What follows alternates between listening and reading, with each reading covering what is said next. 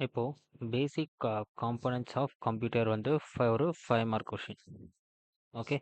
இந்த 5 மார்க் கொஷினில் என்னென்ன டாபிக்ஸ் போட்டு எழுதினா கரெக்டாக 5 மார்க்ஸ் எடுத்துடலாம் அப்படின்னா, ஃபர்ஸ்ட் வந்து கம்ப்யூட்டரோட டெஃபினிஷன் எழுதணும்.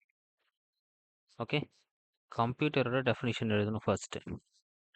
செகண்ட் ஒன் வந்து டயக்ராம் போடணும். ஓகே. செகண்டு நான் வந்து கரெக்டாக பாருங்கள், செகண்டு டயக்ராம் போடணும். ஓகே. நல்ல நீட் டயக்ராமாக இருக்கணும். ஓகே. இந்த டயக்ராம் வந்து பார்த்தீங்கன்னாக்கா கிட்டத்தட்ட ஒரு ஹாஃப் ஷீட்டுக்கு இருக்கும். ஆன்சர் ஷீட்டோட ஒரு பாதி ஷீட்டுக்கு நல்லா பெருசாக டயக்ராம் எழுதணும். இப்போது ஃபர்ஸ்ட் பேஜில் வந்து பார்த்தீங்கன்னாக்கா ஃபர்ஸ்ட் ஹாஃபுக்கு வந்து இந்த கம்ப்யூட்டர் டெஃபினிஷன் இருக்கணும். செகண்ட் ஹாஃபுக்கு வந்து இந்த டயக்ராம் இருக்கணும். ஓகே. நெக்ஸ்ட் வந்து பார்த்தீங்கன்னாக்கா ஒவ்வொரு காம்போனன்ட்ஸுமே ஒவ்வொரு சப் பார்ட்ஸ், லைக் ஒவ்வொரு subheadings. Okay. Each component each subheading. Okay.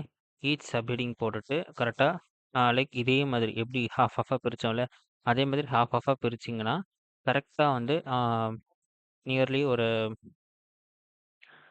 1, 2, 3. Okay. So 3 to 4 ஷீட்ஸில் முடியும். ஓகே.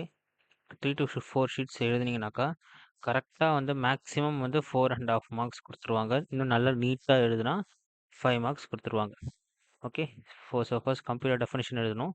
அப்புறம் டயக்ராம் நீட்டாக கிளியராக போட்டுறணும். நெக்ஸ்ட் வந்து காம்பனன்ட்ஸ் எழுதணும். இந்த இப்படி எழுதினாலே போதும், ஈஸியாக 4.5 to 5 மார்க்ஸ் நம்ம எடுத்துடலாம்.